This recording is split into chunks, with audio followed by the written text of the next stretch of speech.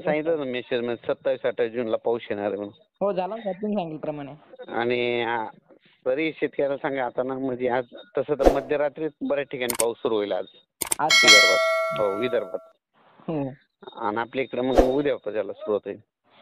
इकडे जालना हो जालना मग सगळीकडे. हो का? नाही तुम्ही ज्या सांगितलं ना मग 26-27 थोडा जोर झाला आणि त्या काळात पाऊस झाला साहेब, परंतु जे भाग सोडले त्या भागात पाऊसच नाही पडला. ते आता 27-28 29 ला पडणार आहे. 28-29 चांगलं आहे ना? हो सगळीकडे चांगला होणार आहे. आजच बघा ना रात्री तर बऱ्याच ठिकाणी पाऊस सुरू होईल. हो का? साहेब एकंदरीत थोडक्यात आढावा सांगा ना, म्हणजे काय होईल वर्ष. एकंदरीत आज ना समजा आज 26 जून. हो.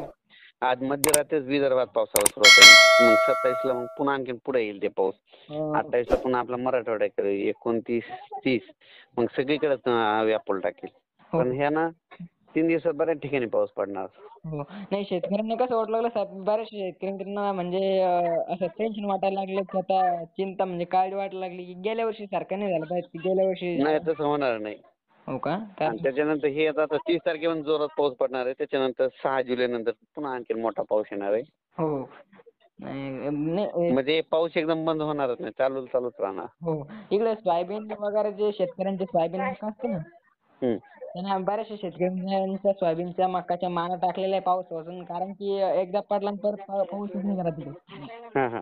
तर म्हणजे आता येणार आहे, उद्यापासून येणार आहे. हो का?